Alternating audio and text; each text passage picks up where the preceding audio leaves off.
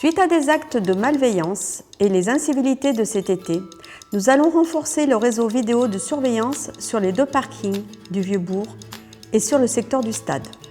D'autres secteurs sont à l'étude en fonction de leurs priorités, car la vidéosurveillance reste un bon moyen de confondre les contrevenants. Nous avons décidé de rendre le centre de Sourzy en zone 30 afin de réduire la vitesse sur tout le bourg et de sécuriser la circulation pour rendre la rue aux piétons. Le village est traversé tous les matins et tous les soirs par une file de véhicules dans le centre-village à vive allure. Malgré de nombreux contrôles, nous sommes souvent spectateurs des incivilités et nous souhaitons trouver les moyens efficaces pour régler ce problème par une réduction de la vitesse. Nous envisageons, dès que les conditions sanitaires nous le permettront, une réunion pour lancer la participation citoyenne, en liaison avec la gendarmerie. Le but étant de sensibiliser les habitants de la commune et de les associer à la protection de leur environnement pour rendre notre village plus sûr suite à de nombreux cambriolages des derniers mois. Garder un lien social avec des relations humaines fortes. C'est la mission de notre CCAS. Sandrine et Christine œuvrent au quotidien pour assurer la surveillance et accompagnent les personnes les plus fragiles.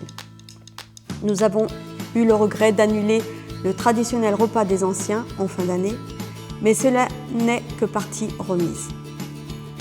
Certaines associations sportives ont pu reprendre conforme au protocole sanitaire leur activité.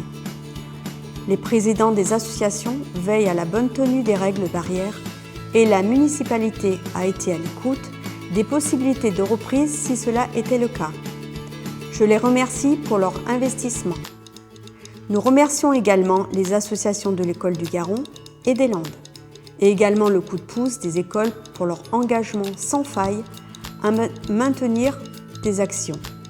Vente de fromage, chocolat et bien d'autres événements à venir afin de financer des projets tels que l'atelier théâtre pour les enfants à l'école des Landes.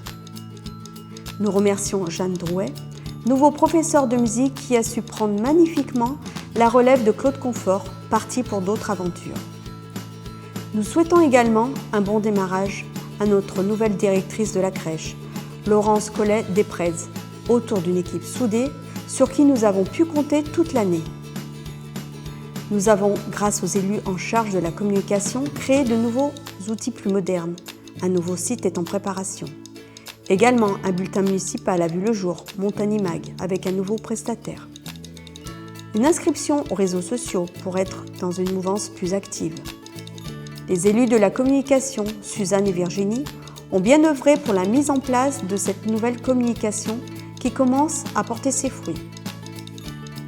Au nom du conseil municipal, nous remercions M. Dejob d'avoir pris le risque d'investir sur notre commune et d'avoir ouvert les comptoirs de la bio. Également, un nouveau commerce, terroir, fromage et vin, M. Navot, a saisi l'opportunité de s'implanter au centre du village. Clairement, nous sommes ravis et nous les remercions d'avoir choisi Montagny. Nous avons créé également un nouveau marché le vendredi soir, depuis le 11 septembre, avec des producteurs locaux. Le succès fut au rendez-vous grâce à un choix de produits diversifiés. Cette année 2021 doit être une année de solidarité. Les commerces de proximité se sont adaptés pour continuer à vous servir. La vie de ces commerces dépend de vous. Soyons tous solidaires. En cette période si particulière, des projets ont vu le jour et nous en sommes ravis. Notre rôle à nous élus est d'être accompagnateurs de notre économie locale. Nous avons besoin d'emplois et de sociétés qui génèrent du pouvoir d'achat. Notre rôle aussi est de faire rencontrer les acteurs locaux, propriétaires fonciers et investisseurs qui souvent mettent leurs projets en commun. Et une fois ceci abouti, nous sommes tous gagnants. Je pense aussi à la couverture du tennis club de Montagny. Ce projet a vu le jour grâce aux subventions de la région Auvergne-Rhône-Alpes, à la dotation du sénateur François-Noël Buffet, ainsi qu'à la fédération de tennis via son comité du Rhône. Je les remercie tous sincèrement pour ces dotations tant importantes pour aider nos communes. Un projet de plusieurs années qui avait la volonté de son ancien président, à qui nous rendons hommage aujourd'hui, en lui donnant son nom. Effectivement, Éric Pellin restera à jamais dans nos esprits et dans nos cœurs, avec le souvenir de son implication dans cette aventure. Nous espérons que ce complexe séduira, je l'espère, de nombreux nouveaux adhérents. Nous soutenons le sport de manière importante afin de proposer aux différents licenciés de tous ces clubs des équipements de grande qualité. Un autre projet sur le centre du village, la commune participe à la création d'une résidence senior connectée avec 22 logements, chantier pour le deuxième trimestre 2021. La société Prodexia va mettre à la vente ses appartements pour des seniors qui souhaitent rester sur la commune, au centre du village, avec toutes les commodités à proximité. Au rez-de-chaussée, un espace de rencontre sera à disposition avec diverses activités. Un service connecté proposera des services divers aux occupants. Rester sur sa commune le plus longtemps possible et garder ses habitudes de vie est un très grand confort que je souhaite à de nombreux seniors et ces questions me parleront personnellement un jour. D'autres projets sont en cours. Je tiens à féliciter la présidente de la CCVG, Françoise Gauquelin, pour sa nomination et pour son investissement. Nous travaillons d'un commun accord dans la concertation et le respect de chacun. Nous avons plusieurs projets, tels que la réhabilitation de la RD 386 pour les voiries, projet tant attendu par les habitants de notre commune. Mais aussi avec la loi LOM pour l'amélioration de nos déplacements sur notre bassin de vie, avec la nouvelle ligne tram-train qui, j'espère, verra le jour rapidement entre Montagny et Brignais dans un premier temps.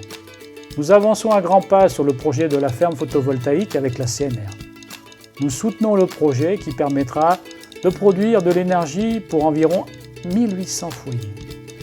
La commune est partie prenante dans l'opération par l'achat de terrain et la rétrocession de loyers de la part de la CNR.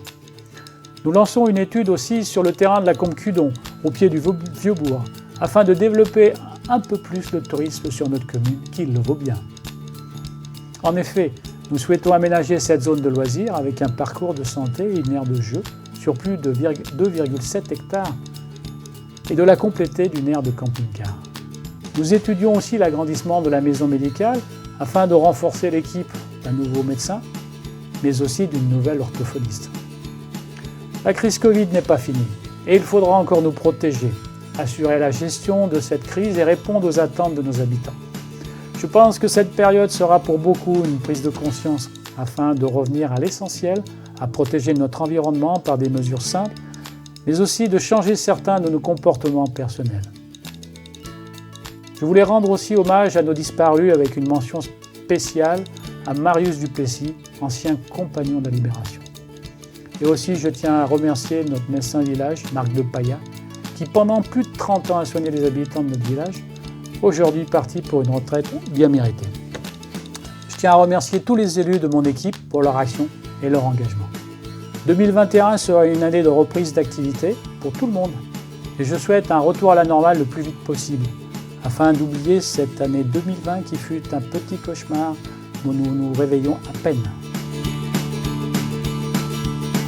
Nous vous souhaitons tout d'abord tous nos vœux de santé, de bonheur et de réussite pour cette nouvelle année 2021. Merci. Et surtout protégez-vous.